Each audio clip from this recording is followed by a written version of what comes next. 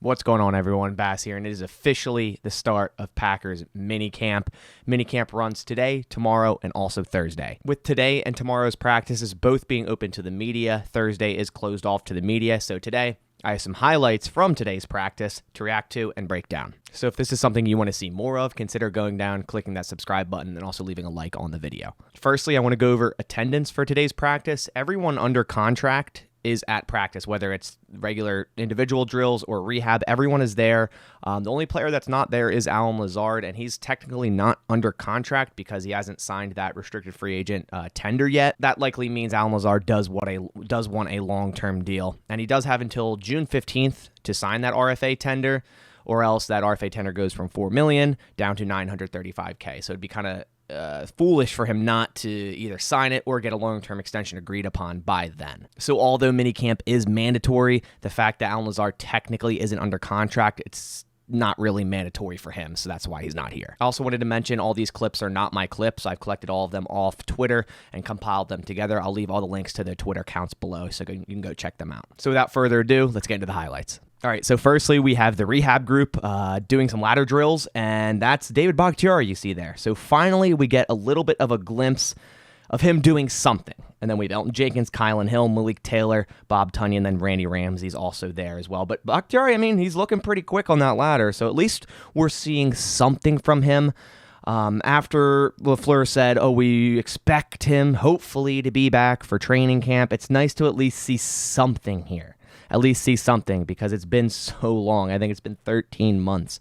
Elgton Jenkins looking quick, Kylan Hill, Malik Taylor, and Bob Tunyon as well. Like I said, really would be nice to get Bakhtiari back for week one, maybe even Elgton Jenkins. I mean, he's looking really fluid here. Kylan Hill and Bob Tunyon as well, but we'll see how all this progresses. So in this first clip, we have our first video sighting of Sammy Watkins running a press release fade route here, thrown by Aaron Rodgers, an over-shoulder catch. Nice job tracking that ball down. He actually was here during OTAs last week. A lot of people thought he was not there, and they're wondering, why isn't Sammy Watkins at OTAs? He needs to get all the snaps possible. He was there just during the closed period. So Sammy Watkins has been doing a lot of work, and he's been looking really good, I've heard, and today he had a really good practice as well. And here's just another clip of Sammy Watkins catching another ball. Very interested to see how Sammy Watkins does in this offense. Sammy Watkins is usually good for one of those 3 touchdown games, and then he kind of disappears the rest of the year. I think he could be a very solid number 2 in this offense and a trusted receiver down the line for Aaron Rodgers.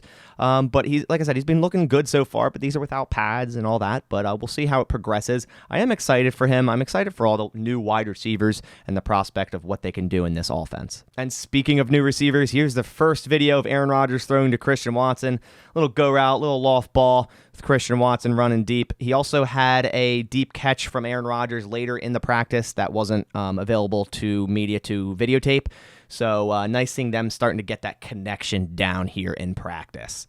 And here's a quick clip of Aaron Rodgers throwing a ball to Big Dog. Man, I love Big Dog. He's one of my favorite players on this offense. Just tried and true veteran leader. Always is doing the right thing on offense, blocking well, receiving well. Just Big Dog is just like a mentor, I feel, to so many players, and I'm loving that he's back for this year. And here's another clip of Aaron Rodgers just warming up his arm, throwing a loft ball down the sideline to A.J. Dillon with a nice over-the-shoulder catch. Really loved what I saw from A.J. Dillon last year in the receiving game, and I said it all last offseason, watch out for A.J. Dillon in the receiving game, and he backed that up, and I'm really excited, again, like I said many times, to see him and Aaron Jones, Thunder and Lightning, back at it for 2022. And the last clip of Aaron Rodgers is to none other than Randall Cobb, vet to vet, little back shoulder type of throw there. Randall Cobb always looks so fluid with these type of catches. It's going to be nice to have him back into this offense this year, hopefully fully healthy with Aaron Rodgers. And, of course, he can mentor players like Amari Rodgers and all the rookies as well. This connection should prove true.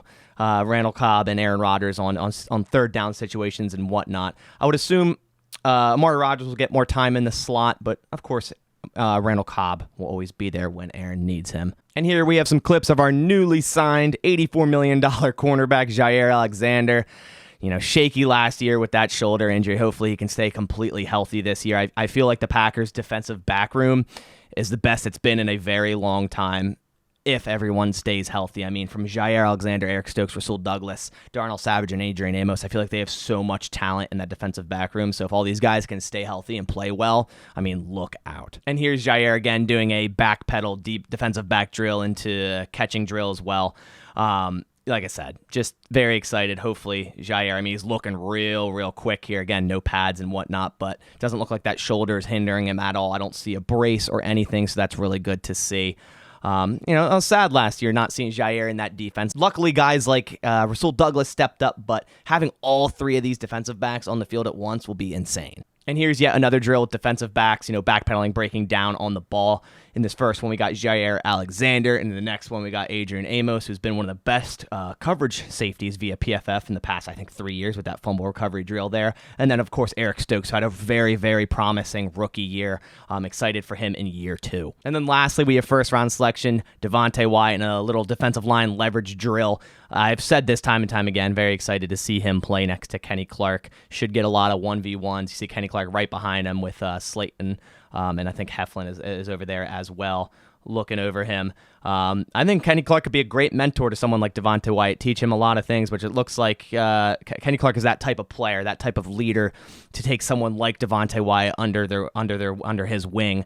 I'll go over it in a bit, the starting defense. Devontae Wyatt wasn't on the first team, but I will go over that in a bit, but I'm assuming he'll take that role very soon. All right, so those are all the clips I have from today's practice. So just quickly, I want to go over the starting first-team defense in nickel at least, and the first-team offense through the walkthroughs. And on offense, I'll bring it up on the screen as well. Obviously, Aaron Rodgers, Aaron Jones, and A.J. Dillon at running back. And interestingly enough, Watson and Watkins were wide receiver 1 and wide receiver 2. This is an 11 personnel, so there's no slot receiver in this in this regard.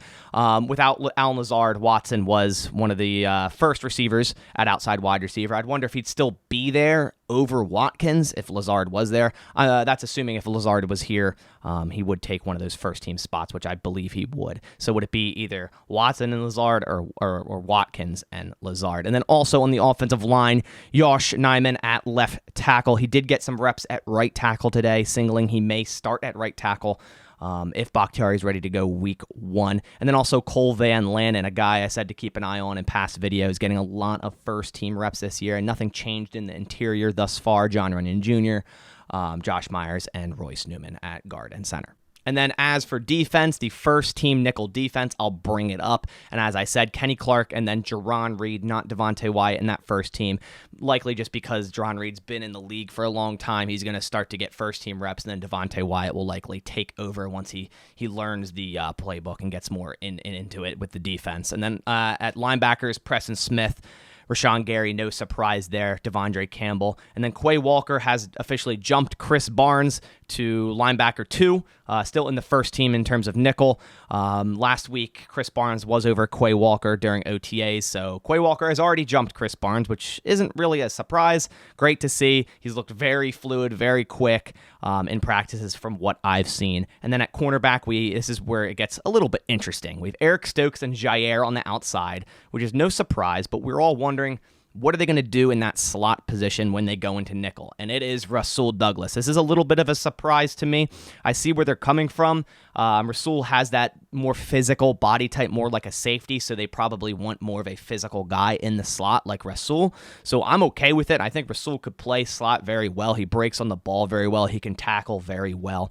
And of course, Adrian Amos and Darnell Savage at safeties. But that's all I have for you guys today. Like I said, tomorrow's practice is also open to the media. So again, make sure to keep an eye out for the same exact video, but for tomorrow. And like I said, if you are new here and this is something you do enjoy, I'd really appreciate it if you go down and click the subscribe button and leave a like on the video. It supports my channel a ton. And then also leave your thoughts in the comments below. Who are you most excited for, and who do you think will impress the most through training camp this year? But that about does it for this one. I'll catch you on the next one, and as always, go Pack Go.